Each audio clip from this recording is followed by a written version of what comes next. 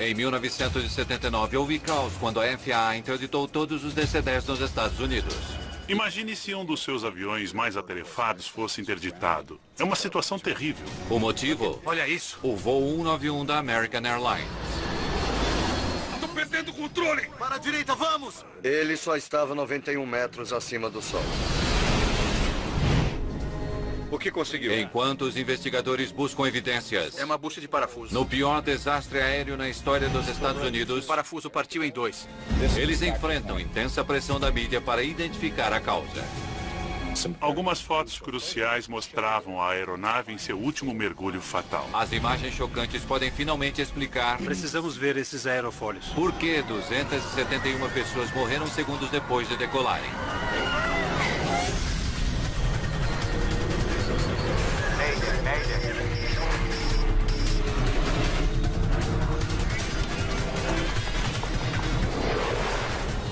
Mayday, desastres aéreos. Esta é uma história verídica baseada em relatórios oficiais e relatos de testemunhas. Alguns personagens foram compostos de vários indivíduos.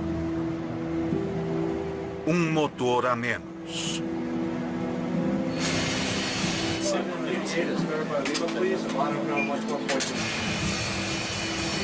– 25 de maio de 1979. Atualização do clima. Vento de superfície nordeste a 40 km por hora, apenas céu azul.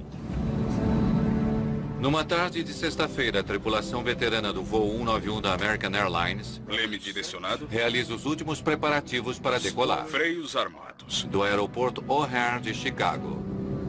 O comandante Walter Lux estava escalado para ter o fim de semana de folga, mas está substituindo um amigo. Esta tripulação era muito experiente.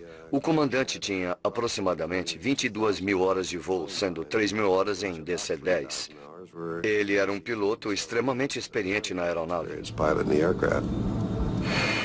Os designs de 3 motores do DC-10 o tornavam um dos jatos de passageiros mais reconhecíveis na pista. Eles fazem parte da frota de quase todas as principais linhas aéreas. O DC-10 era uma aeronave muito popular. Foi um dos primeiros jatos jumbo. Nele, as linhas aéreas podiam embarcar o dobro de pessoas na aeronave e só alimentar 3 motores em vez de 4. Era mais econômico para elas porque podiam eliminar muitos voos e ainda transportar o mesmo número de passageiros. American 191, boa tarde. Taxiar na pista 32, direita e aguardar. American 191, obrigado. Taxiar e aguardar na pista 32 direita. Flaps e aerofólios em 10. Decolagem e pouso são os momentos mais importantes e difíceis no cockpit. É a sexta-feira antes do feriado do Memorial Day. Há 258 passageiros a bordo do voo para Los Angeles. Neste voo, uma câmera de vídeo montada no cockpit permite aos passageiros assistirem à decolagem da cabine. É uma novidade para a American Airlines. Simplesmente mostrava a pista e o que os pilotos viam durante a decolagem ou o pouso. Era como um filme para os passageiros. American 191 liberado para decolagem. América 191 em andamento. Tenho controle. Eu tenho controle. Está livre? Livre.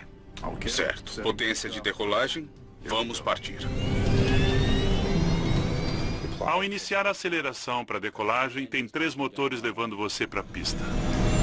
Compartilhar a visão do piloto do cockpit é emocionante para muitos a bordo.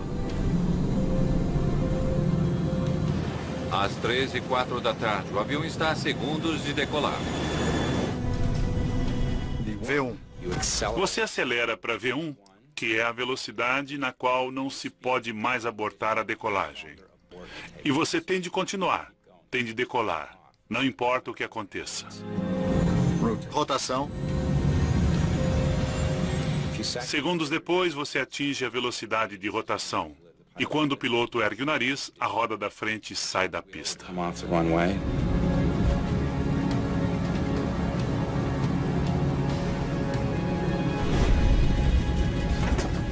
Droga.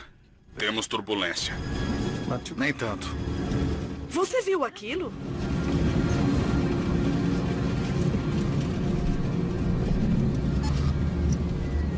Perdi energia elétrica do meu lado. Os instrumentos do comandante subitamente desligam. Parece que perdemos o motor número 1. Ele perde potência da turbina esquerda, mas o avião já está no ar. Você tem de continuar indo. Tem de ascender. E se houver algo errado com o avião, mesmo que o problema seja sério, sua única esperança é continuar ascendendo. Contatar a torre, dar a volta e pousar de alguma maneira em algum lugar. Olhem aquilo. Olhem aquilo. Emergência! Emergência! Ele perdeu o motor. O DC-10 deve conseguir ascender com apenas 2 motores. Esses aviões com multimotores são projetados especificamente para poder decolar sem um dos motores. São projetados para velocidades rápidas e ascenderem para uma altitude segura mesmo com a perda de um dos motores. Pilotos são treinados para lidar com esse tipo de emergência. Primeiro, eles precisam se afastar do solo o máximo possível. Altitude é crítica. Os pilotos têm um ditado. As 3 coisas que precisa são altitude, velocidade em relação ao ar e imaginação. Eles colocam o avião numa ascensão mais abrupta. A velocidade de avanço cai.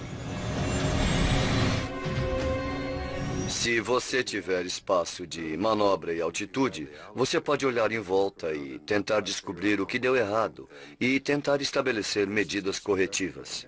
American 191, não quer voltar? Qual pista você quer? Tá inclinando! Para a direita, para a direita! O avião está inclinando fortemente para a esquerda. Ele está a apenas 100 metros do solo. Eles aplicaram uso total de ailerons para a direita, porque a asa esquerda estava indo para baixo. E ao fazer isso, você está tentando erguer aquela asa que tinha caído. Você pode tentar virar os ailerons para o outro lado com mais força. E se isso não der certo, algo está claramente errado. Não consigo segurar! American 191, tá me ouvindo? Ele não tá falando comigo. Perder potência de uma turbina não deveria fazer o avião inclinar. Os passageiros têm uma visão assustadora do chão abaixo. O que está acontecendo? Os pilotos não conseguem a altitude que precisam e estão inclinando cada vez mais para a esquerda. Tô perdendo o controle! Para a direita, vamos, vamos! 100 metros e perdendo altitude. A câmera do cockpit dá aos passageiros um vislumbre de seu destino. Mas eles não são os únicos correndo perigo de vida. Um estacionamento de trailer ao norte do aeroporto é o lar de milhares de pessoas. Meu Deus! E o avião está indo direto a eles. Testemunhas no solo podem claramente ver o voo 191 voando de lado.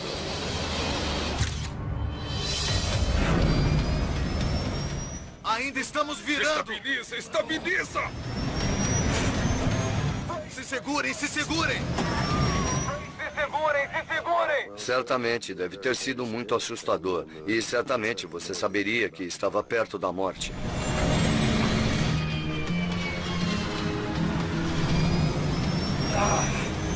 Perdendo o controle! Para a direita, para a direita! Lá vai ele!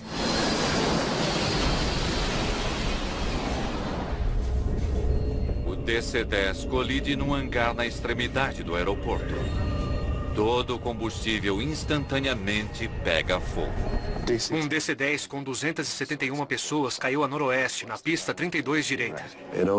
Ele só subiu 100 metros acima do solo e voou talvez uns 1.400 metros fora da pista antes de cair num campo.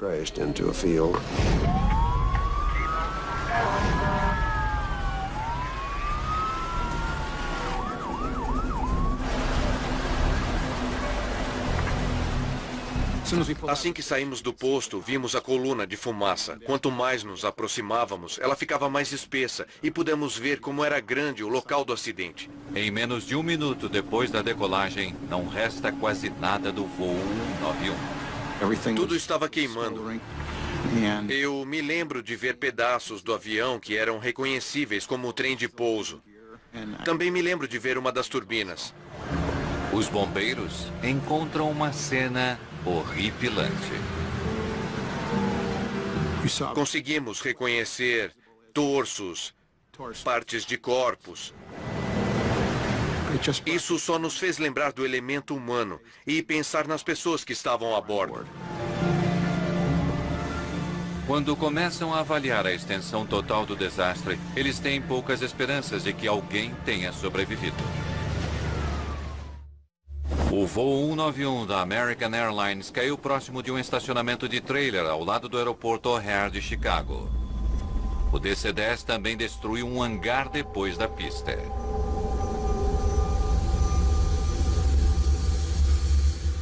Havia alguns odores distintos, como combustível de jatos. Era o odor mais dominante. E havia aquele silêncio sinistro de que me lembro. Depois que o fogo é controlado, a busca por sobreviventes pode começar. Mas quando chegamos no local, rapidamente ficou óbvio que não havia nenhum sobrevivente. Foi muito frustrante saber que, por mais treinado que você fosse, não havia ninguém que você pudesse ajudar. Todas as 271 pessoas a bordo morreram. 2 trabalhadores dentro do hangar também morreram. É o pior desastre da aviação na história dos Estados Unidos.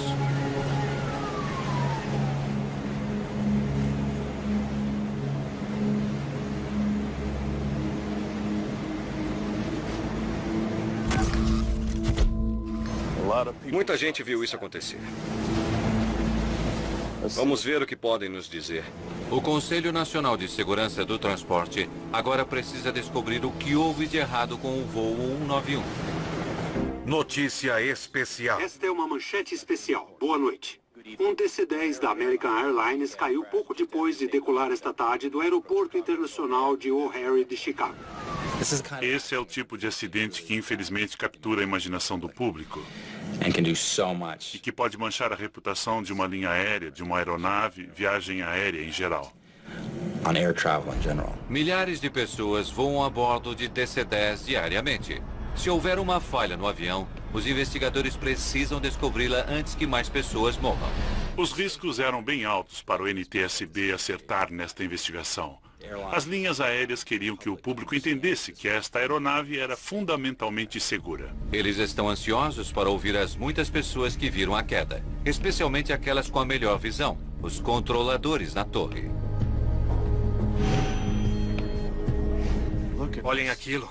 Olhem aquilo! Os controladores revelam que a turbina esquerda do voo 191 não falhou simplesmente.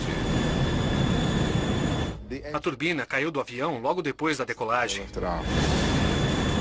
Eu a vi cair. Se você estivesse sentado no lado esquerdo do avião, teria visto o motor número 1 do lado esquerdo rodar para cima e desaparecer atrás de você. Você viu aquilo? É a última coisa que um passageiro desejaria ver. Essas turbinas são projetadas para subir e ir para trás da asa em caso de falha.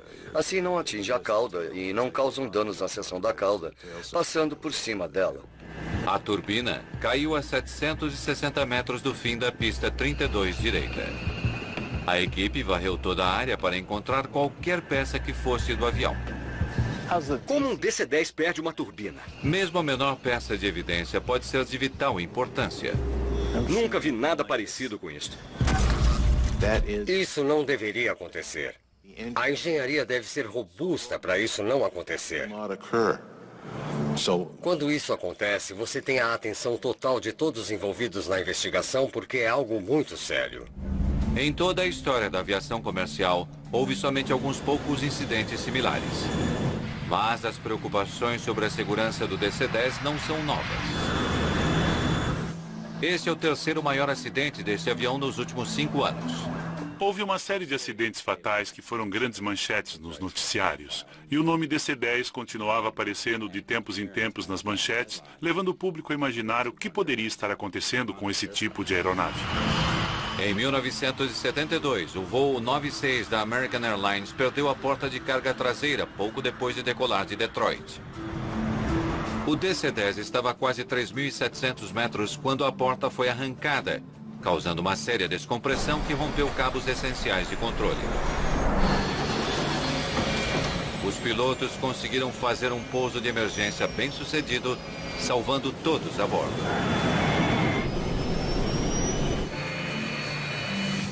2 anos depois, as 346 pessoas a bordo do voo 981 da Turkish Airlines não tiveram a mesma sorte. Todas morreram quando seu DC-10 caiu numa floresta na França, depois de sofrer uma falha similar de porta de carga. A confiança do público pela aeronave estava, então, bem baixa. Muitas pessoas não voavam mais nessa aeronave. Elas reservavam outra viagem ou outro avião para evitar o DC-10. Eles dizem que se for um DC-10, querem ir em outro voo. Particularmente, eu não gosto de voar em DC-10, mas como é o único voo que tem, então vamos nele. Os investigadores precisam desesperadamente saber como uma turbina caiu de um avião com 271 pessoas a bordo. Eles buscam, então, nos destroços, as 2 caixas pretas do avião. Quando você tem um avião que foi tão destruído no impacto como este, os dados dos gravadores podem ser essenciais, porque são a nossa única fonte de informação.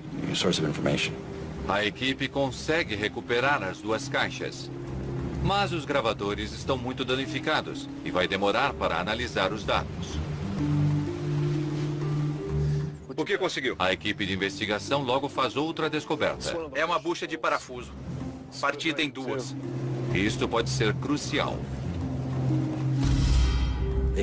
Eles encontraram um parafuso que tinha se quebrado e a única dúvida levantada foi se esse parafuso quebrou antes do acidente e o causou ou se ele quebrou como resultado do acidente.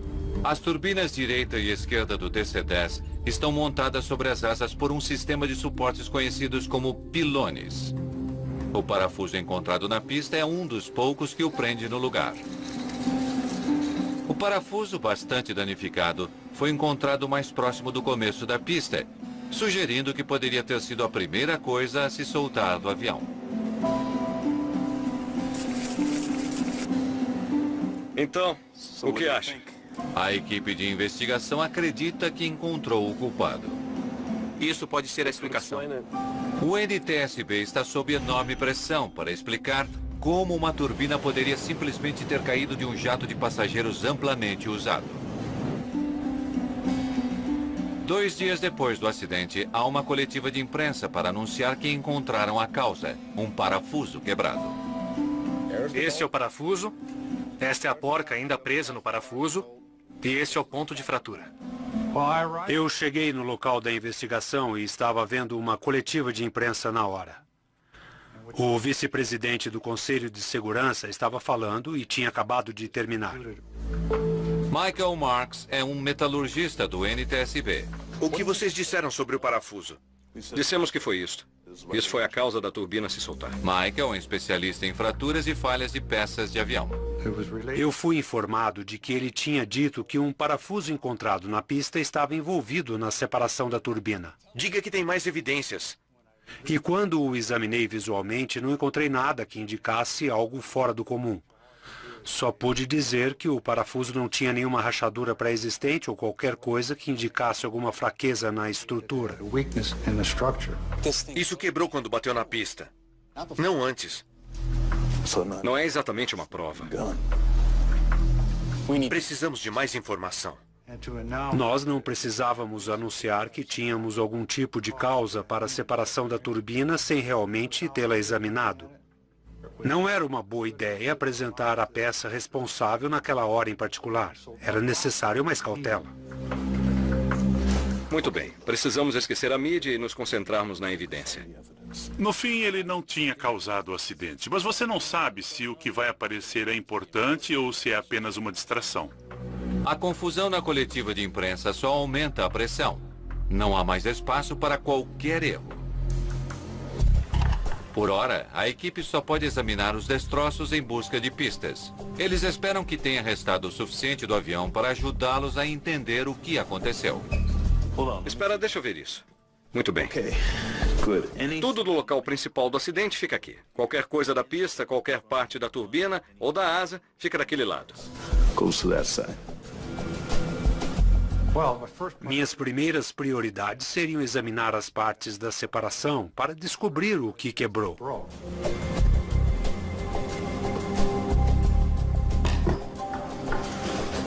Isso certamente é parte do pilone. Nunca vi um quebrar assim. Os pilones são montados sob as asas, cada um forte o bastante para suspender uma turbina de 5.300 quilos. O pilone é muito bem projetado em termos de resistência. Aguenta muita carga, muito mais carga que você veria normalmente no curso da vida de uma aeronave. Os pilones têm a sua resistência graças a duas longarinas internas, uma na frente e outra atrás. Essas longarinas também oferecem pontos seguros de fixação, garantindo que as turbinas fiquem firmemente fixadas nas asas. Ele também é projetado para ter múltiplos planos de carga, que é o que chamam de projeto de salvaguarda.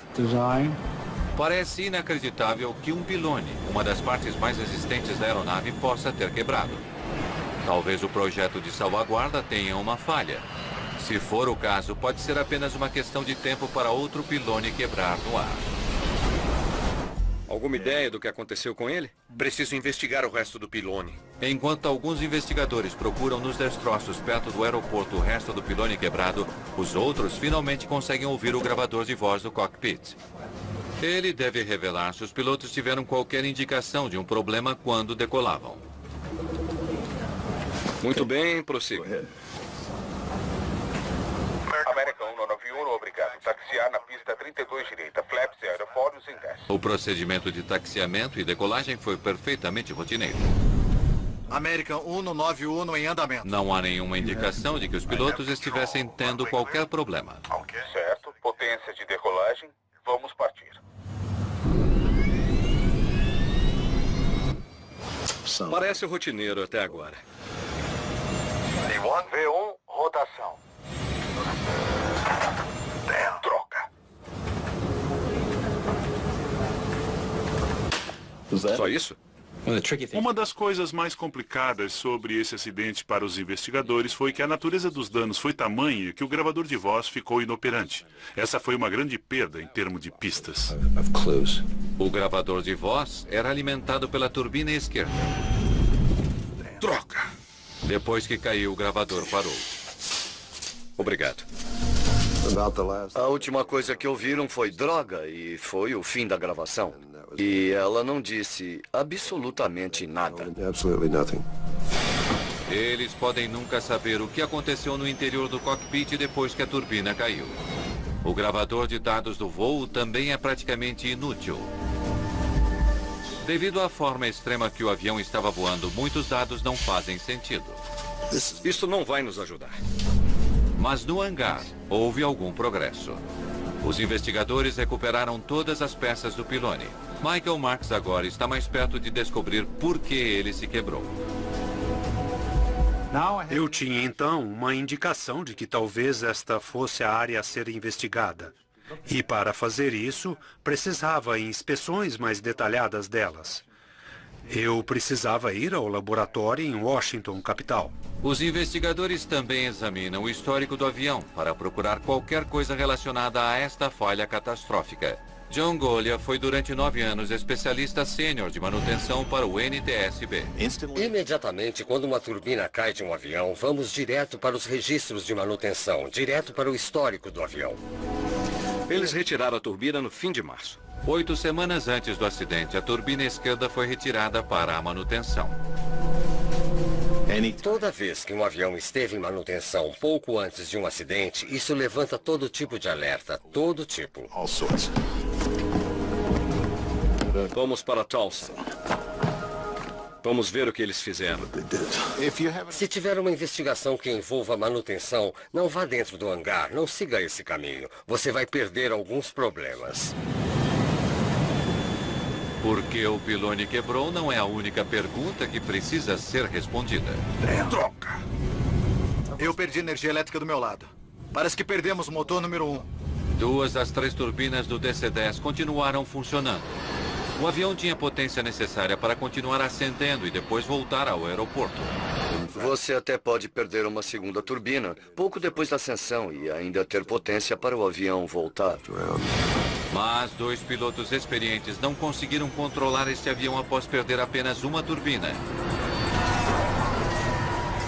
Com 273 pessoas mortas depois da queda de uma turbina do avião, a FAA toma uma decisão drástica. Em 6 de junho de 1979, a agência interdita todos os DC-10 nos Estados Unidos. 138 aviões no total. Imagine se um dos seus aviões mais atarefados fosse interditado, interrompendo voos, causando inconveniência aos passageiros, gerando manchetes. É uma situação terrível.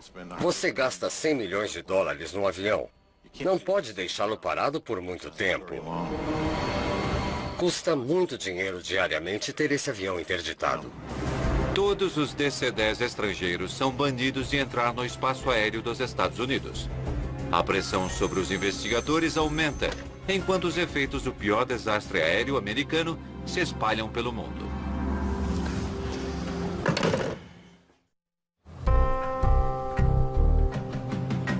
O investigador Michael Marks acredita que as peças estilhaçadas do pilone da turbina possam explicar por que o voo 191 caiu. Olha isso aqui. Isso tinha que acontecer antes da queda. Só não sei por quê. Olhando a longarina da traseira em detalhe, havia uma coisa muito intrigante. Um exame mais de perto revela uma rachadura no metal que claramente se desenvolveu lentamente com o tempo. É um sinal indicador de que a longarina do pilone já estava danificada antes da queda. Dá para ver por onde se espalhou ao longo disso. A rachadura que Michael Marks encontra corre ao longo da ponta de cima da longarina traseira. As rachaduras eram consistentes com o fenômeno da fadiga ou um comportamento cíclico, uma rachadura se estendendo de cargas repetitivas. Cada vez que ocorria a carga, teria uma extensão da rachadura. O exame microscópico dá outra pista a Marks. Um amassado na longarina do pilone, exatamente no ponto onde a rachadura começou. Também havia uma deformação bem sobre uma das fraturas. Na época não tinha absoluta certeza do que tudo significava, porque apenas mostrava uma deformação. Parece que algo atingiu o pilone. Só não tenho certeza do que foi ou quando. Tá bem. Vou ver o que posso descobrir. Anote tudo. Entendido. A informação está disponível, está no chão do hangar, está na cabeça daquelas pessoas. Só temos que tirar para fora. Os investigadores observam um outro DC-10 fazer a mesma manutenção que foi realizada semanas antes no voo 191. Pode me levar para cima e mostrar o suporte da turbina? Falamos com as pessoas envolvidas. A maioria era o pessoal da manutenção. E fizemos perguntas do tipo, o que você fez? Já fez este serviço antes? Que tipo de problema encontrou? Seguiu o procedimento à risca, religiosamente passo a passo? E eles encontraram procedimentos que não estavam no manual. Procedimentos que o fabricante não recomendou ser realizado. Para poupar tempo, a linha aérea modificou um procedimento crucial de manutenção. Pode subir! Uma turbina montada na sala de um DC-10 é uma aventura de 24 horas. É extremamente longa. Há muita pressão para reparar o que está quebrado e fazer o avião voltar no céu. O procedimento normal para fazer serviço numa turbina envolve a retirada dela do pilone e deixar o pilone fixo na asa. Há centenas de conexões para desfazer. Os procedimentos do fabricante eram considerados muito demorados e eles queriam fazer mais rápido, mais barato. Estavam então divergindo dos procedimentos. O jeito mais rápido envolvia tirar apenas 3 parafusos. A turbina era retirada da asa ainda fixada ao pilone. Isso poupava cerca de 200 homens-hora de trabalho. Era mais fácil. Os pontos de fixação do pilone à asa eram mais acessíveis. Os pontos de fixação da turbina ao pilone eram mais difíceis de remover e de recolocar. Remover não era o problema. A reinstalação é que era. Para! Era daí que vinha o problema. Um pouco para a esquerda. Para cima! Manobrar o pilone na posição com uma turbina fixa nele é um procedimento complicado. Tentar recolocar a turbina e o pilone no lugar, 5.300 quilos da turbina e 900 quilos do pilone, não é fácil. Eles estavam usando uma empilhadeira que não é muito manejável. Ela não pode ser delicadamente controlada em termos de altura. O movimento mínimo da empilhadeira era algo na ordem de 1/4 de polegada. E estamos falando de algo para encaixar na ordem de 1000 alvos de polegada. Para! Então, se você erra levemente o ângulo e faz muita pressão, você vai rachar esses encaixes. Eles não tinham noção da rapidez, como ficariam encrencados fazendo do jeito que faziam. Acho que sei o que aconteceu. Uma possível explicação surge Pode abaixar. para o misterioso amassado encontrado no pilone do voo 191. A equipe de Tulsa liga para Marks. O que descobriu? Eles descrevem como a equipe de manutenção lutava para encaixar o pilone na montagem do suporte, ou clevis. E tudo fez sentido como num passe de mágica. O clevis é que tinha produzido a deformação que estava na fratura. Marks conclui que no avião do acidente, o clevis deve ter sido pressionado no alto da longarina do pilone quando a turbina estava sendo recolocada. O impacto pode ter iniciado a fratura que levou à falha do pilone e para o acidente. O pessoal da manutenção que realizou esta operação que fraturou o pilone provavelmente não ouviu nada, tipo um estalo ou alguma coisa parecida. Pode subir! Chamamos isso de desvio. Assim, eles desviavam do manual para fazer o serviço mais rápido. Mas o processo nunca foi avaliado, revisado por engenheiros ou pelo fabricante. E, às vezes, esses métodos alternativos têm consequências não intencionais. Nas 8 semanas seguintes, toda vez que o avião decolava, o estresse que a enorme turbina colocava sobre o pilone fazia a fratura aumentar cada vez mais. A turbina não só forçava uma carga de empuxo, como também cargas laterais. Cada vez, então, que havia esta carga, ele quebrava um pouco mais e mais. Era só uma questão de tempo antes do pilone se romper e a turbina cair. Assim, o processo estava defeituoso e as pessoas faziam ajustes num processo irregular para tentar fazê-lo funcionar. E, coletivamente, isto era uma receita para o desastre.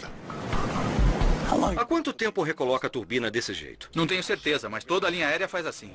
Ainda mais preocupante, os mecânicos da American Airlines não são os únicos a cortar caminho. As linhas aéreas compartilham processos. E como a mudança dessa turbina era tão demorada e cara, todas procuravam um jeito melhor, mais rápido e mais barato de fazer isso. Quando uma descobria um processo mais rápido, as outras rapidamente o adotavam. E é o que vemos exatamente aqui.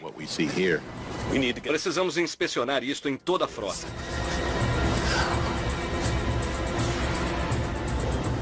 Agora está claro por que a turbina caiu do avião. Mas o que aconteceu depois disso continua um mistério. O voo 191 poderia ter pousado com segurança faltando uma turbina. Em vez disso, 273 pessoas morreram num acidente horrível.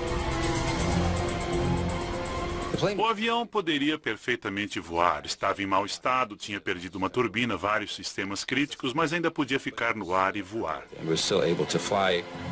O que aconteceu no cockpit?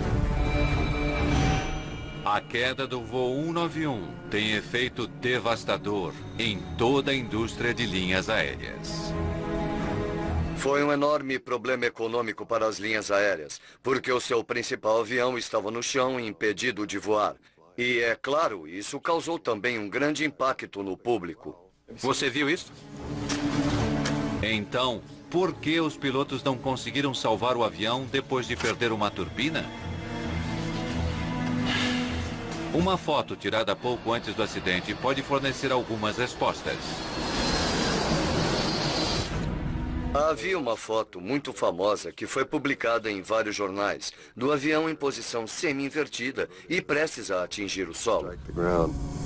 Todos viram essa foto. Quero que encontre todas as fotos que puder e mande ampliá-las. Quero ver essas asas. Tudo bem. Estas fotos podem horrorizar o público, mas também podem ser realmente úteis para os investigadores do acidente. Examinando fotos tiradas antes do acidente, eles podem conseguir dizer se os pilotos cometeram alguns erros quando configuraram o avião para a decolagem. Flaps e ailerons parecem bem. Ampliando bem as fotos sobre a borda principal da asa, os investigadores puderam determinar o que estava acontecendo. Aquilo é fluido hidráulico? Se o fluido vazou do sistema hidráulico do avião, pode explicar por que o avião estava tão difícil de controlar.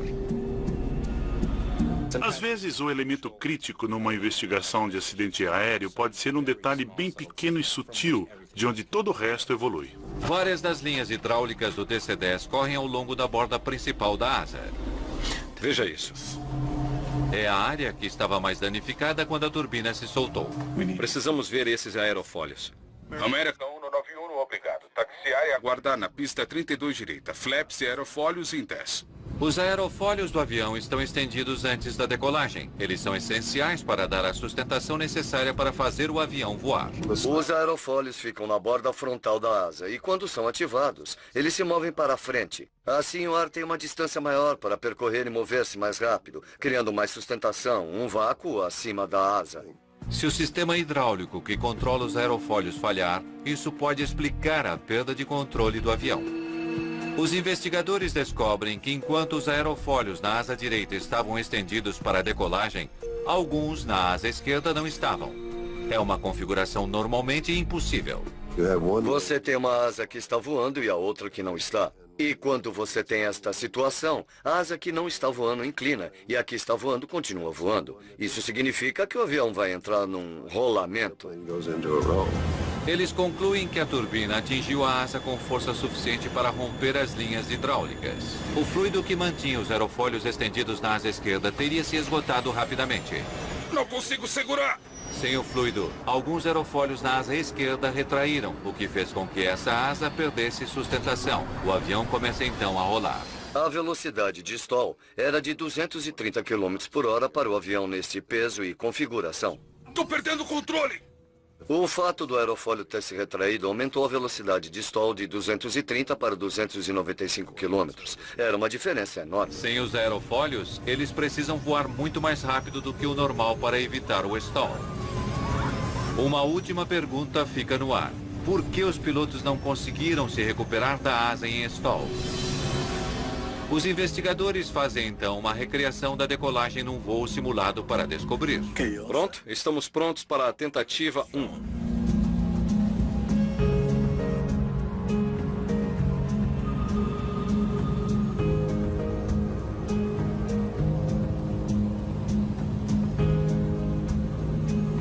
V1. A tripulação tinha quase 5.000 horas nessa aeronave. Não poderia haver uma tripulação mais experiente. E se ninguém fosse capaz de fazê-lo voar nessa condição, essa tripulação teria voado.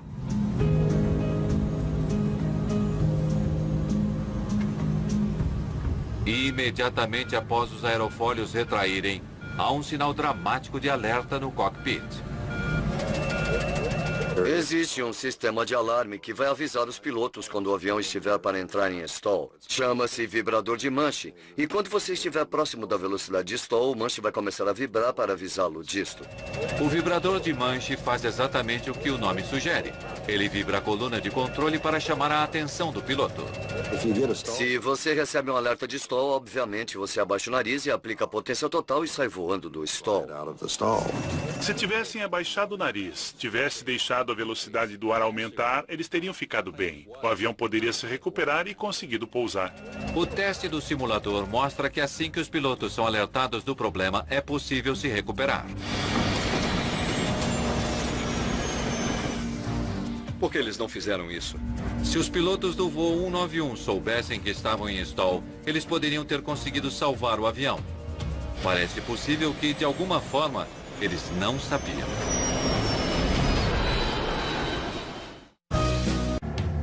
Os investigadores estudam o sistema de alerta do cockpit no DC-10 e fazem uma descoberta crucial. Todos os alarmes recebem energia da turbina esquerda. Quando a turbina caiu, cortou os sistemas elétricos e também os hidráulicos. Perdi energia elétrica do meu lado.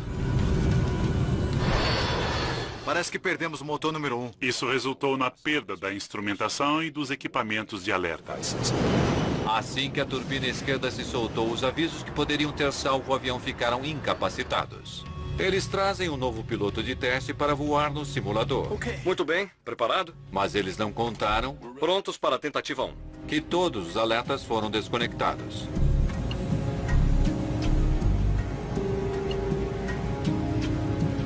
V1.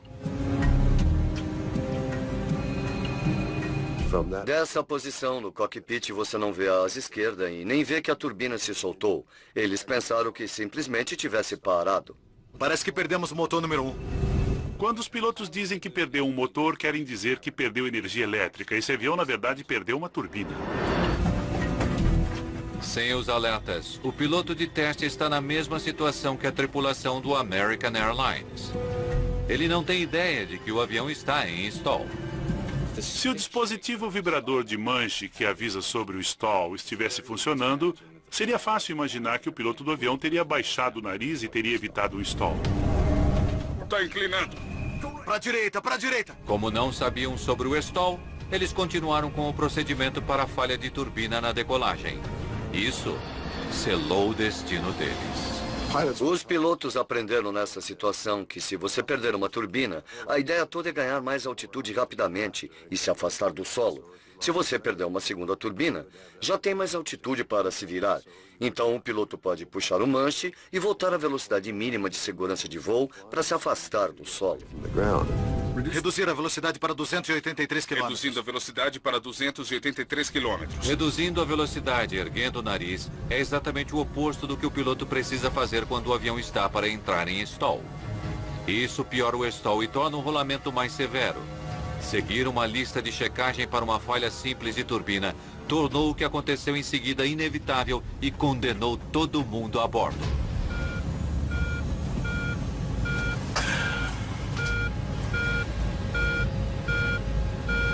Se não sabiam que estava em stall, eles não tiveram nenhuma chance. Os pilotos pilotaram o avião exatamente como foram treinados, como exigia o procedimento. Os pilotos estavam fazendo absolutamente o correto. Não havia absolutamente nada que ele pudesse fazer. Ele estava impotente e fez o que devia fazer. O NTSB conclui que os pilotos não tiveram nenhuma culpa, mas culparam as práticas de manutenção da American Airlines e a FAA por não exigir procedimentos adequados. A FAA obriga a instalação de vibradores de manche nas duas colunas de controle dos pilotos e que o sistema de alerta seja alimentado por mais de uma turbina. A hidráulica do avião também foi replanejada com plugs especiais para evitar que os aerofólios e outros serviços de controle retraiam se as linhas forem cortadas. Quando os aviões foram interditados como resultado deste acidente, encontramos inúmeros outros aviões na frota com rachaduras. Inspetores encontraram mais 8 DC-10 com pilones danificados. Foi muito assustador quando os inspetores descobriram muitos outros aviões com problemas. Foi muito assustador mesmo, porque cada um deles tinha potencial para ser outro acidente. E se não tivéssemos feito a interdição, teríamos outro acidente sem antes descobrirmos o tamanho do problema. Esse tipo de acidente nunca mais aconteceu. Essa turbina nunca mais caiu desse tipo de avião. Mas, no âmbito geral, nos ensinou como atentar para a segurança. Nos ensinou como olhar para a cultura de treinamento e procedimentos no ar e também no solo. Para! Um último resultado do desastre do voo 191. As linhas aéreas reconsideraram a ideia de enviar imagens ao vivo para os passageiros na cabine. Os passageiros viram o avião fazer esse mergulho e viram praticamente o próprio fim. A câmera do cockpit foi abandonada. Mas a foto chocante dos últimos momentos do voo 191 permanece. É uma imagem que a linha aérea e a FAA desejariam que fosse apagada. Eles prefeririam que as pessoas pensassem em viagens aéreas como poltronas apertadas, comida ruim e bagagem perdida do que em morte. Bagagem perdida fará as pessoas reclamarem, gente morrendo fará as pessoas não voarem.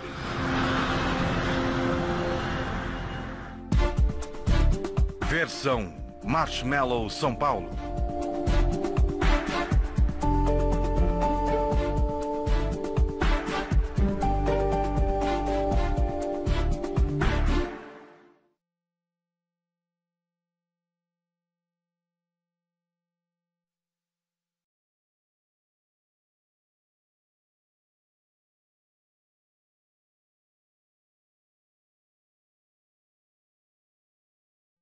Em 1979, houve caos quando a FAA interditou todos os DC-10 nos Estados Unidos.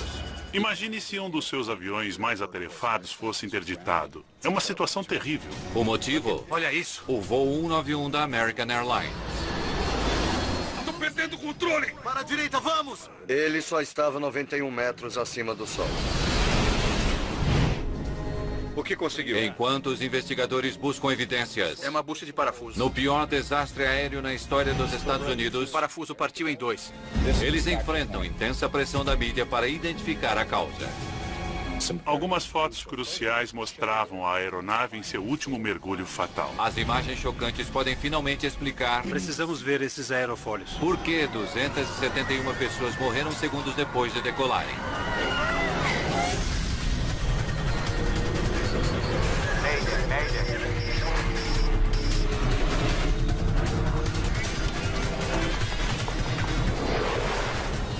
Mayday, desastres aéreos. Esta é uma história verídica baseada em relatórios oficiais e relatos de testemunhas. Alguns personagens foram compostos de vários indivíduos. Um motor a menos. –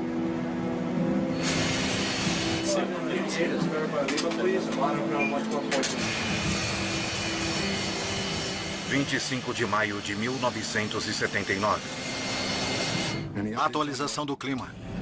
Vento de superfície nordeste a 40 km por hora, apenas céu azul. Numa tarde de sexta-feira, a tripulação veterana do voo 191 da American Airlines Leme direcionado. realiza os últimos preparativos para decolar Freios armados. do aeroporto O'Hare de Chicago. O comandante Walter Lux estava escalado para ter o fim de semana de folga, mas está substituindo um amigo. Esta tripulação era muito experiente. O comandante tinha aproximadamente 22 mil horas de voo, sendo 3 mil horas em DC-10. Ele era um piloto extremamente experiente na aeronave. Os designs de 3 motores do DC-10 o tornavam um dos jatos de passageiros mais reconhecíveis na pista. Eles fazem parte da frota de quase todas as principais linhas aéreas. O DC-10 era uma aeronave muito popular. Foi um dos primeiros jatos jumbo. Nele, as linhas aéreas podiam embarcar o dobro de pessoas na aeronave e só alimentar 3 motores em vez de 4. Era mais econômico para elas porque podiam eliminar muitos voos e ainda transportar o mesmo número de passageiros. American 191, boa tarde. Taxiar na pista 32, direita e aguardar.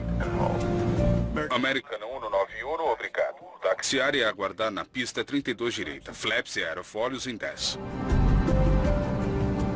Decolagem e pouso são os momentos mais importantes e difíceis no cockpit. É a sexta-feira antes do feriado do Memorial Day. Há 258 passageiros a bordo do voo para Los Angeles. Neste voo, uma câmera de vídeo montada no cockpit permite aos passageiros assistirem à decolagem da cabine. É uma novidade para a American Airlines. Simplesmente mostrava a pista e o que os pilotos viam durante a decolagem ou o pouso. Era como um filme para os passageiros. American 191 liberado para decolagem. American 191 em andamento. Tenho controle. Eu tenho controle. Está livre? Livre. Certo. Potência de decolagem. Vamos partir. Ao iniciar a aceleração para decolagem, tem 3 motores levando você para a pista.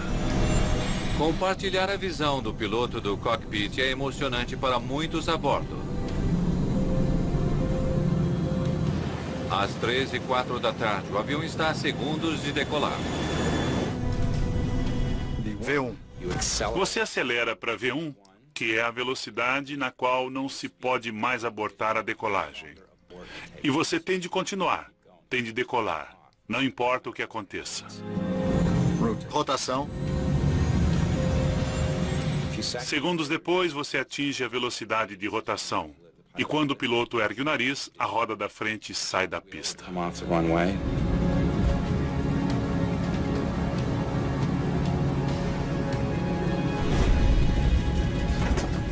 Droga. Temos turbulência. Nem tanto. Você viu aquilo?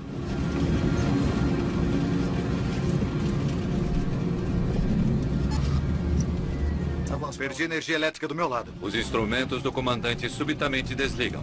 Parece que perdemos o motor número 1. Ele perde potência da turbina esquerda, mas o avião já está no ar. Você tem de continuar indo, tem de acender. E se houver algo errado com o avião, mesmo que o problema seja sério, sua única esperança é continuar acendendo, contatar a torre, dar a volta e pousar de alguma maneira em algum lugar. Olhem aquilo. Olhem aquilo. Emergência! Emergência! Ele perdeu o motor. O DC-10 deve conseguir acender com apenas 2 motores. Esses aviões com multimotores são projetados especificamente para poder decolar sem um dos motores. São projetados para velocidades rápidas e ascenderem para uma altitude segura mesmo com a perda de um dos motores. Pilotos são treinados para lidar com esse tipo de emergência. Primeiro, eles precisam se afastar do solo o máximo possível. A altitude é crítica. Os pilotos têm um ditado. As 3 coisas que precisa são altitude, velocidade em relação ao ar e imaginação. Eles colocam o avião numa ascensão mais abrupta. A velocidade de avanço cai. Se você tiver espaço de manobra e altitude, você pode olhar em volta e tentar descobrir o que deu errado e tentar estabelecer medidas corretivas. American 191, não quer voltar? Qual pista você quer? Tá inclinando!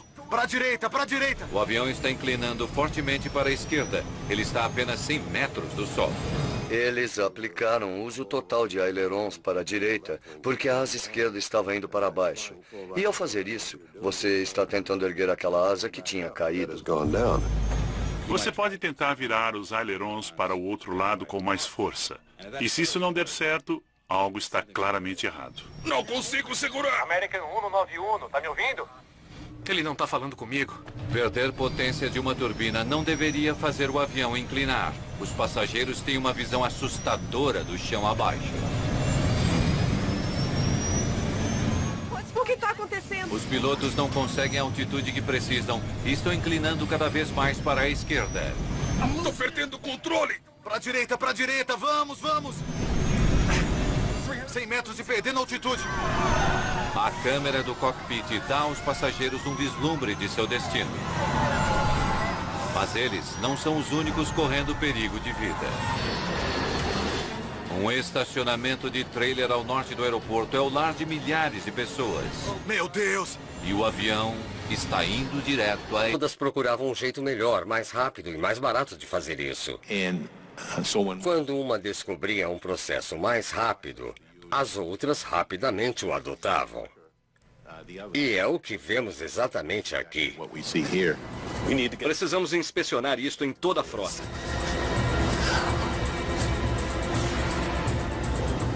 Agora está claro por que a turbina caiu do avião. Mas o que aconteceu depois disso continua um mistério. O voo 191 poderia ter pousado com segurança faltando uma turbina. Em vez disso, 273 pessoas morreram num acidente horrível. O avião poderia perfeitamente voar. Estava em mau estado, tinha perdido uma turbina, vários sistemas críticos, mas ainda podia ficar no ar e voar. O que aconteceu no cockpit? A queda do voo 191 tem efeito devastador em toda a indústria de linhas aéreas. Foi um enorme problema econômico para as linhas aéreas, porque o seu principal avião estava no chão e impedido de voar. E, é claro, isso causou também um grande impacto no público. Você viu isso? Então, Por que os pilotos não conseguiram salvar o avião depois de perder uma turbina? Uma foto tirada pouco antes do acidente pode fornecer algumas respostas. Havia uma foto muito famosa que foi publicada em vários jornais do avião em posição semi-invertida e prestes a atingir o solo. Todos viram essa foto. Quero que encontre todas as fotos que puder e mande ampliá-las. Quero ver essas asas. Tudo bem. Estas fotos podem horrorizar o público, mas também podem ser realmente úteis para os investigadores do acidente. Examinando fotos tiradas antes do acidente, eles podem conseguir dizer se os pilotos cometeram alguns erros quando configuraram o avião para a decolagem. Flaps e ailerons parecem bem. Ampliando bem as fotos sobre a borda principal da asa, os investigadores puderam determinar o que estava acontecendo. Aquilo é fluido hidráulico? Se o fluido vazou do sistema hidráulico do avião, pode explicar por que o avião estava tão difícil de controlar. Às vezes, o elemento crítico numa investigação de acidente aéreo pode ser um detalhe bem pequeno e sutil, de onde todo o resto evolui. Várias das linhas hidráulicas do DC-10 correm ao longo da borda principal da asa. Veja isso. É a área que estava mais danificada quando a turbina se soltou. Precisamos ver esses aerofólios. American 191, obrigado. Taxiar e aguardar na pista 32 direita. Flaps e aerofólios em 10. Os aerofólios do avião estão estendidos antes da decolagem. Eles são essenciais para dar a sustentação necessária para fazer o avião voar. Os aerofólios ficam na borda frontal da asa e, quando são ativados, eles se movem para a frente. Assim, o ar tem uma distância maior para percorrer e mover-se mais rápido, criando mais sustentação, um vácuo acima da asa. Se o sistema hidráulico que controla os aerofólios falhar, isso pode explicar a perda de controle do avião. Os investigadores descobrem que enquanto os aerofólios na asa direita estavam estendidos para a decolagem, alguns na asa esquerda não estavam. É uma configuração normalmente impossível. Você tem uma asa que está voando e a outra que não está. E quando você tem esta situação, a asa que não está voando inclina e a que está voando continua voando. Isso significa que o avião vai entrar num rolamento. Eles concluem que a turbina atingiu a asa com força suficiente para romper as linhas hidráulicas. O fluido que mantinha os aerofólios estendidos na asa esquerda teria se esgotado rapidamente. Não consigo segurar! Sem o fluido, alguns aerofólios na asa esquerda retraíram, o que fez com que essa asa perdesse sustentação. O avião começa então a rolar. A velocidade de stall era de 230 km por hora para o avião nesse peso e configuração. Tô perdendo o controle! O fato do aerofólio ter se retraído aumentou a velocidade de stall de 230 para 295 km.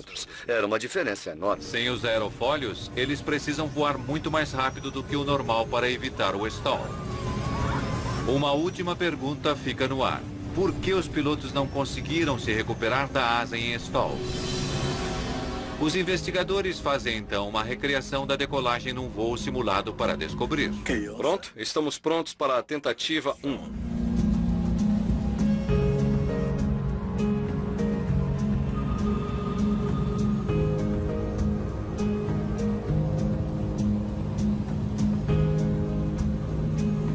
V1. A tripulação tinha quase 5.000 horas nessa aeronave. Não poderia haver uma tripulação mais experiente. E se ninguém fosse capaz de fazê-lo voar nessa condição, essa tripulação teria voado.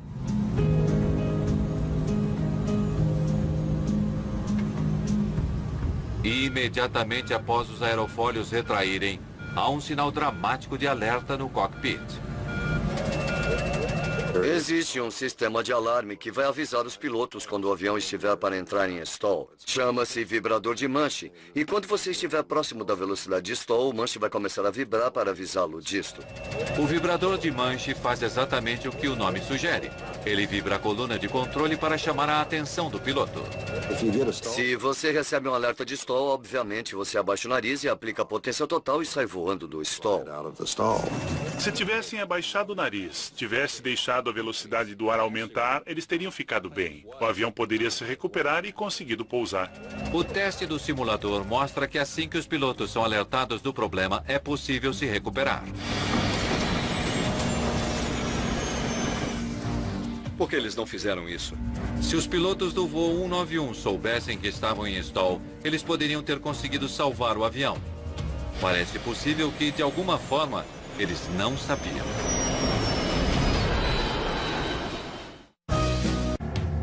Os investigadores estudam o sistema de alerta do cockpit no DC-10 e fazem uma descoberta crucial. Todos os alarmes recebem energia da turbina esquerda. Quando a turbina caiu, cortou os sistemas elétricos e também os hidráulicos. Perdi energia elétrica do meu lado. Parece que perdemos o motor número 1. Isso resultou na perda da instrumentação e dos equipamentos de alerta. Assim que a turbina esquerda se soltou, os avisos que poderiam ter salvo o avião ficaram incapacitados. Eles trazem um novo piloto de teste para voar no simulador. Muito bem, preparado? Mas eles não contaram, Prontos para a tentativa 1.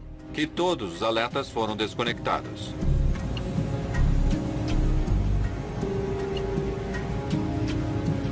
V1. Dessa posição no cockpit você não vê a asa esquerda e nem vê que a turbina se soltou. Eles pensaram que simplesmente tivesse parado. Parece que perdemos o motor número 1. Quando os pilotos dizem que perdeu um motor, querem dizer que perdeu energia elétrica. Esse avião, na verdade, perdeu uma turbina. Sem os alertas, o piloto de teste está na mesma situação que a tripulação do American. Parece que perdemos o motor número 1. 2 das 3 turbinas do DC-10 continuaram funcionando. O avião tinha potência necessária para continuar ascendendo e depois voltar ao aeroporto. Você até pode perder uma segunda turbina pouco depois da ascensão e ainda ter potência para o avião voltar. Mas 2 pilotos experientes não conseguiram controlar este avião após perder apenas uma turbina. Com 273 pessoas mortas depois da queda de uma turbina do avião, a FAA toma uma decisão drástica. Em 6 de junho de 1979, a agência interdita todos os DC-10 nos Estados Unidos. 138 aviões no total. Imagine se um dos seus aviões mais atarefados fosse interditado, interrompendo voos, causando inconveniência aos passageiros, gerando manchetes. É uma situação terrível. Você gasta 100 milhões de dólares no avião. Não pode deixá-lo parado por muito tempo. Custa muito dinheiro diariamente ter esse avião interditado. Todos os DC-10 estrangeiros são banidos de entrar no espaço aéreo dos Estados Unidos. A pressão sobre os investigadores aumenta, enquanto os efeitos do pior desastre aéreo americano se espalham pelo mundo.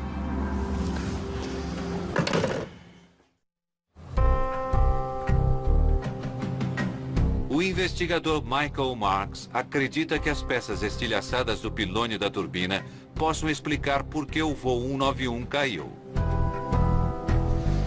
Olha isso aqui. Isso tinha que acontecer antes da queda. Só não sei por quê. Olhando a longarina da traseira em detalhe, havia uma coisa muito intrigante. Um exame mais de perto revela uma rachadura no metal que claramente se desenvolveu lentamente com o tempo. É um sinal indicador de que a longarina do pilone já estava danificada antes da queda. Dá para ver por onde se espalhou ao longo disso. A rachadura que Michael Marks encontra corre ao longo da ponta de cima da longarina traseira. As rachaduras eram consistentes com o fenômeno da fadiga ou um comportamento cíclico, uma rachadura se estendendo de cargas repetitivas. Cada vez que ocorria a carga, teria uma extensão da rachadura. O exame microscópico dá outra pista a Marks. Um amassado na longarina do pilone, exatamente no ponto onde a rachadura começou. Também havia uma deformação bem sobre uma das fraturas. Na época não tinha absoluta certeza do que tudo significava, porque apenas mostrava uma deformação. Parece que algo atingiu o pilone. Só não tenho certeza do que foi ou quando. Tá bem. Vou ver o que posso descobrir. Anote tudo. Entendido. A informação está disponível, está no chão do hangar, está na cabeça daquelas pessoas. Só temos que tirar para fora. Os investigadores observam um outro DC-10 fazer a mesma manutenção que foi realizada semanas antes no voo 191. Pode me levar para cima e mostrar o suporte da turbina? Falamos com as pessoas envolvidas. A maioria era o pessoal da manutenção. E fizemos perguntas do tipo, o que você fez? Já fez este serviço antes? Que tipo de problema encontrou? Seguiu o procedimento à risca, religiosamente passo a passo? E eles encontraram procedimentos que não estavam no manual. Procedimentos que o fabricante não recomendou ser realizado. Para poupar tempo, a linha aérea modificou um procedimento crucial de manutenção. Pode subir. Uma turbina montada na sala de um DC-10 é uma aventura de 24 horas. É extremamente longa. Há muita pressão para reparar o que está quebrado e fazer o avião voltar no céu. O procedimento normal para fazer serviço numa turbina envolve a retirada dela do pilone e deixar o pilone fixo na asa. Há centenas de conexões para desfazer. Os procedimentos do fabricante eram considerados muito demorados e eles queriam fazer mais rápido, mais barato. Estavam então divergindo dos procedimentos. O jeito mais rápido envolvia tirar apenas 3 parafusos. A turbina era retirada da asa ainda fixada ao pilone. Isso poupava cerca de 200 homens-hora de trabalho. Era mais fácil. Os pontos de fixação do pilone à asa eram mais acessíveis. Os pontos de fixação da turbina ao pilone eram mais difíceis de remover e de recolocar. Remover não era o problema. A reinstalação é que era. Para! Era daí que vinha o problema. Um pouco para a esquerda. Para cima! Manobrar o pilone na posição com uma turbina fixa nele é um procedimento complicado. Tentar recolocar a turbina e o pilone no lugar, 5.300 quilos da turbina e 900 quilos do pilone, não é fácil. Eles estavam usando uma empilhadeira que não é muito manejável. Ela não pode ser delicadamente controlada em termos de altura. O movimento mínimo da empilhadeira era algo na ordem de 1/4 de polegada. E estamos falando de algo para encaixar na ordem de 1000 alvos de polegada. Para! Então, se você erra levemente o ângulo e faz muita pressão, você vai rachar esses encaixes. Eles não tinham noção da rapidez como ficariam encrencados fazendo do jeito que faziam. Acho que sei o que aconteceu. Uma possível explicação surge Pode abaixar. para o misterioso amassado encontrado no pilone do voo 191. A equipe de Tulsa liga para Marks. O que descobriu? Eles descrevem como a equipe de manutenção lutava para encaixar o pilone na montagem do suporte, ou clevis. E tudo fez sentido como num passe de mágica. O clevis é que tinha produzido a deformação que estava na fratura. Marks conclui que no avião do acidente, o clevis deve ter sido pressionado no alto da longarina do pilone quando a turbina estava sendo recolocada. O impacto pode ter iniciado a fratura que levou à falha do pilone e para o acidente. O pessoal da manutenção que realizou esta operação que fraturou o pilone provavelmente não ouviu nada, tipo um estalo ou alguma coisa parecida. Pode subir! Chamamos isso de desvio. Assim eles desviavam do manual para fazer o serviço mais rápido. Mas o processo nunca foi avaliado, revisado por engenheiros ou pelo fabricante. E às vezes esses métodos alternativos têm consequências não intencionais. Nas 8 semanas seguintes, toda vez que o avião decolava, o estresse que a enorme turbina colocava sobre o pilone fazia a fratura aumentar cada vez mais. A turbina não só forçava uma carga de empuxo, como também cargas laterais. Cada vez, então, que havia esta carga, ele quebrava um pouco mais e mais. Era só uma questão de tempo antes do pilone se romper e a turbina cair. Assim, o processo estava defeituoso e as pessoas faziam ajustes num processo irregular para tentar fazê-lo funcionar. E, coletivamente, isto era uma receita para o desastre. Há quanto tempo recoloca a turbina desse jeito? Não tenho certeza, mas toda a linha aérea faz assim. Ainda mais preocupante, os mecânicos da American Airlines não são os únicos a cortar caminho. As linhas aéreas compartilham processos. E como a mudança dessa turbina era tão demorada e cara, todos... E vai demorar para analisar os dados. O que conseguiu? A equipe de investigação logo faz outra descoberta. É uma bucha de parafuso. Partida em duas. Isto pode ser crucial. Eles encontraram um parafuso que tinha se quebrado e a única dúvida levantada foi se esse parafuso quebrou antes do acidente e o causou ou se ele quebrou como resultado do acidente. As turbinas direita e esquerda do DC-10 estão montadas sobre as asas por um sistema de suportes conhecidos como pilones. O parafuso encontrado na pista é um dos poucos que o prende no lugar.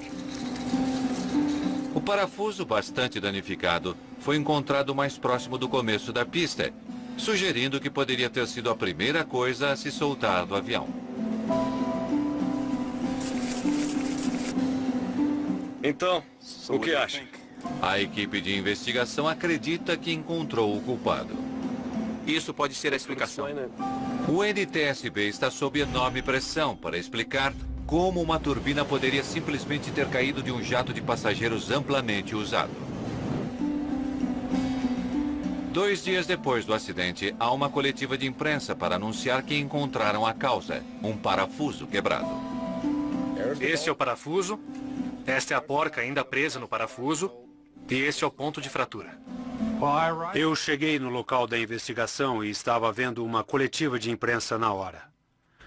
O vice-presidente do Conselho de Segurança estava falando e tinha acabado de terminar. Michael Marks é um metalurgista do NTSB. O que vocês disseram sobre o parafuso? Dissemos que foi isso. Isso foi a causa da turbina se soltar. Michael é um especialista em fraturas e falhas de peças de avião. Eu fui informado de que ele tinha dito que um parafuso encontrado na pista estava envolvido na separação da turbina. Diga que tem mais evidências. E quando o examinei visualmente, não encontrei nada que indicasse algo fora do comum. Só pude dizer que o parafuso não tinha nenhuma rachadura pré-existente ou qualquer coisa que indicasse alguma fraqueza na estrutura. Isso quebrou quando bateu na pista. Não antes. Não é exatamente uma prova. Precisamos de mais informação. Nós não precisávamos anunciar que tínhamos algum tipo de causa para a separação da turbina sem realmente tê-la examinado. Não era uma boa ideia apresentar a peça responsável naquela hora em particular. Era necessário mais cautela. Muito bem. Precisamos esquecer a mídia e nos concentrarmos na evidência. No fim, ele não tinha causado o acidente, mas você não sabe se o que vai aparecer é importante ou se é apenas uma distração. A confusão na coletiva de imprensa só aumenta a pressão. Não há mais espaço para qualquer erro.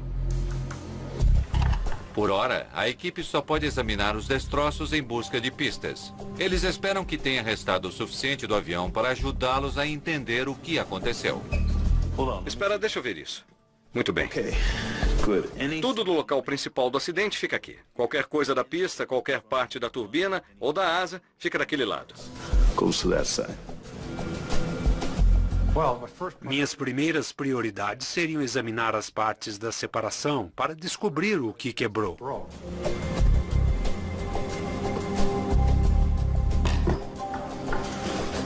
Isso certamente é parte do pilone. Nunca vi um quebrar assim. Os pilones são montados sob as asas, cada um forte o bastante para suspender uma turbina de 5.300 quilos. O pilone é muito bem projetado em termos de resistência. Aguenta muita carga, muito mais carga que você veria normalmente no curso da vida de uma aeronave. Os pilones têm a sua resistência graças a 2 longarinas internas, uma na frente e outra atrás. Essas longarinas também oferecem pontos seguros de fixação, garantindo que as turbinas fiquem firmemente fixadas nas asas. Ele também é projetado para ter múltiplos planos de carga, que é o que chamam de projeto de salvaguarda. Parece inacreditável que um pilone, uma das partes mais resistentes da aeronave, possa ter quebrado. Talvez o projeto de salvaguarda tenha uma falha. Se for o caso, pode ser apenas uma questão de tempo para outro pilone quebrar no ar. Alguma ideia do que aconteceu com ele? Preciso investigar o resto do pilone. Enquanto alguns investigadores procuram nos destroços perto do aeroporto o resto do pilone quebrado, os outros finalmente conseguem ouvir o gravador de voz do cockpit. Ele deve revelar se os pilotos tiveram qualquer indicação de um problema quando decolavam. Muito bem, prossiga. American 191, obrigado. Taxiar na pista 32 direita. Flaps e aerofólios em 10. O procedimento de taxiamento e decolagem foi perfeitamente rotineiro. American 191 em andamento. Não há nenhuma indicação de que os pilotos estivessem tendo qualquer problema. Certo. Potência de decolagem. Vamos partir.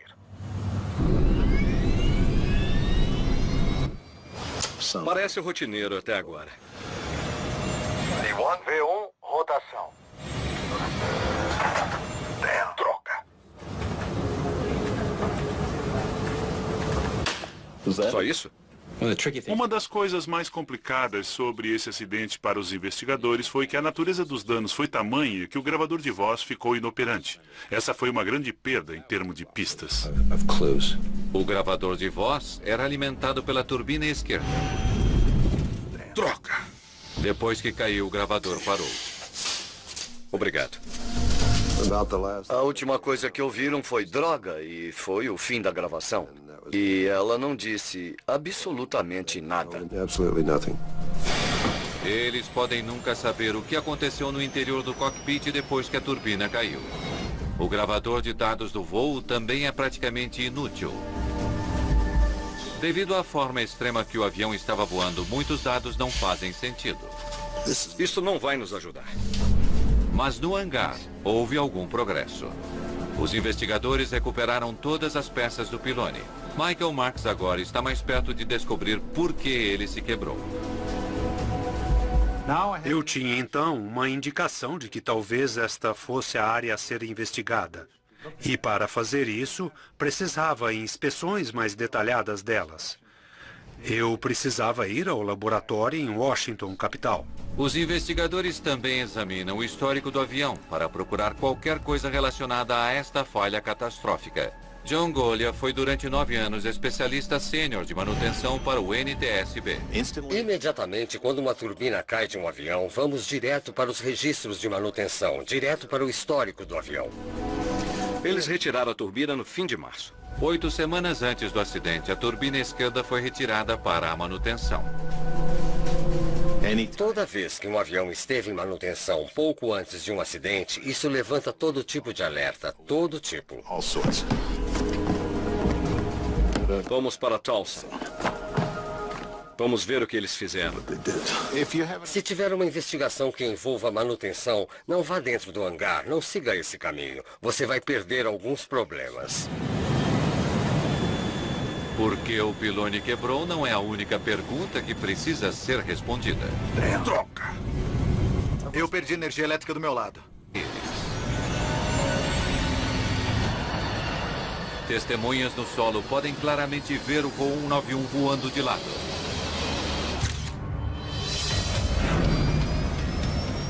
Ainda estamos virando! Estabiliza, estabiliza! Se segurem, se segurem! Se segurem, se segurem! Certamente deve ter sido muito assustador. E certamente você saberia que estava perto da morte.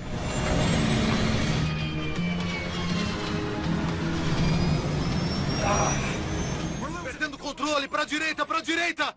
Lá vai ele!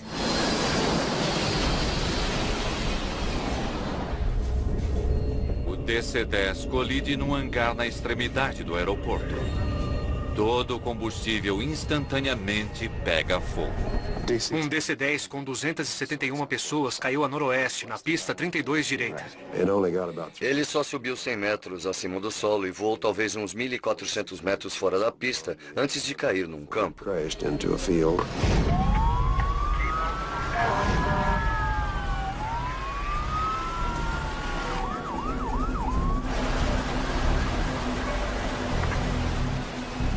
Assim que saímos do posto, vimos a coluna de fumaça. Quanto mais nos aproximávamos, ela ficava mais espessa e pudemos ver como era grande o local do acidente. Em menos de 1 minuto depois da decolagem, não resta quase nada do voo 191. Tudo estava queimando. Eu me lembro de ver pedaços do avião que eram reconhecíveis como o trem de pouso.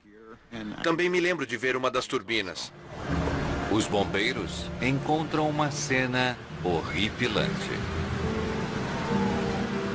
Conseguimos reconhecer torsos, partes de corpos. Isso só nos fez lembrar do elemento humano e pensar nas pessoas que estavam a bordo. Quando começam a avaliar a extensão total do desastre, eles têm poucas esperanças de que alguém tenha sobrevivido. O voo 191 da American Airlines caiu próximo de um estacionamento de trailer ao lado do aeroporto O'Hare de Chicago. O DC-10 também destruiu um hangar depois da pista.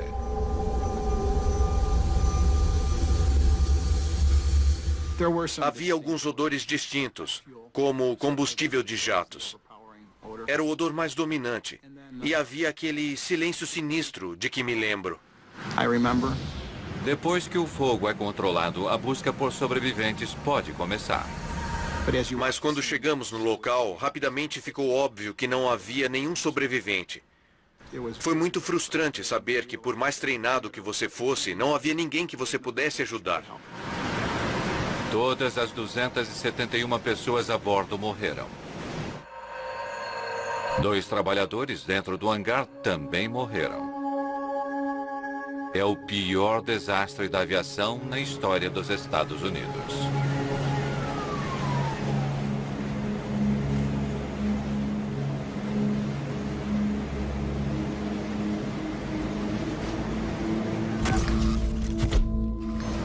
Muita gente viu isso acontecer. Vamos ver o que podem nos dizer. O Conselho Nacional de Segurança do Transporte agora precisa descobrir o que houve de errado com o voo 191. Notícia especial. Esta é uma manchete especial. Boa noite. Um DC-10 da American Airlines caiu pouco depois de decolar esta tarde do Aeroporto Internacional de O'Hare de Chicago. Esse é o tipo de acidente que infelizmente captura a imaginação do público. E que pode manchar a reputação de uma linha aérea, de uma aeronave, viagem aérea em geral. Milhares de pessoas voam a bordo de DC-10 diariamente. Se houver uma falha no avião, os investigadores precisam descobri-la antes que mais pessoas morram. Os riscos eram bem altos para o NTSB acertar nesta investigação. As linhas aéreas queriam que o público entendesse que esta aeronave era fundamentalmente segura. Eles estão ansiosos para ouvir as muitas pessoas que viram a queda, especialmente aquelas com a melhor visão, os controladores na torre. Olhem aquilo! Olhem aquilo! Os controladores revelam que a turbina esquerda do voo 191 não falhou simplesmente. A turbina caiu do avião logo depois da decolagem. Eu a vi cair. Se você estivesse sentado no lado esquerdo do avião, teria visto o motor número 1 do lado esquerdo rodar para cima e desaparecer atrás de você. Você viu aquilo? É a última coisa que um passageiro desejaria ver. Essas turbinas são projetadas para subir e ir para trás da asa em caso de falha. Assim não atinge a cauda e não causam danos na seção da cauda, passando por cima dela. A turbina caiu a 760 metros do fim da pista 32 direita. A equipe varreu toda a área para encontrar qualquer peça que fosse do avião. Como um DC-10 perde uma turbina? Mesmo a menor peça de evidência pode ser de vital importância. Nunca vi nada parecido com isso. Isso não deveria acontecer. A engenharia deve ser robusta para isso não acontecer. Quando isso acontece, você tem a atenção total de todos os envolvidos na investigação porque é algo muito sério. Em toda a história da aviação comercial, houve somente alguns poucos incidentes similares. Mas as preocupações sobre a segurança do DC-10 não são novas. Esse é o terceiro maior acidente deste avião nos últimos 5 anos. Houve uma série de acidentes fatais que foram grandes manchetes nos noticiários. E o nome DC-10 continuava aparecendo de tempos em tempos nas manchetes, levando o público a imaginar o que poderia estar acontecendo com esse tipo de aeronave. Em 1972, o voo 96 da American Airlines perdeu a porta de carga traseira pouco depois de decolar de Detroit. O DC-10 estava a quase 3.700 metros quando a porta foi arrancada, causando uma séria descompressão que rompeu cabos essenciais de controle. Os pilotos conseguiram fazer um pouso de emergência bem-sucedido, salvando todos a bordo.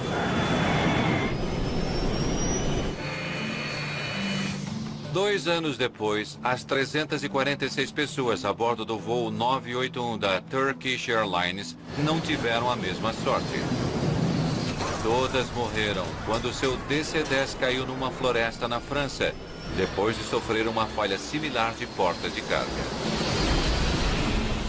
A confiança do público pela aeronave estava, então, bem baixa. Muitas pessoas não voavam mais nessa aeronave. Elas reservavam outra viagem ou outro avião para evitar o DC-10. Eles dizem que se for um DC-10, querem ir em outro voo. Particularmente, eu não gosto de voar em DC-10, mas como é o único voo que tem, então vamos nele. Os investigadores precisam desesperadamente saber como uma turbina caiu de um avião com 271 pessoas a bordo. Eles buscam, então, nos destroços, as duas caixas pretas do avião. Quando você tem um avião que foi tão destruído no impacto como este, os dados dos gravadores podem ser essenciais, porque são a nossa única fonte de informação. A equipe consegue recuperar as duas caixas, mas os gravadores estão muito danificados.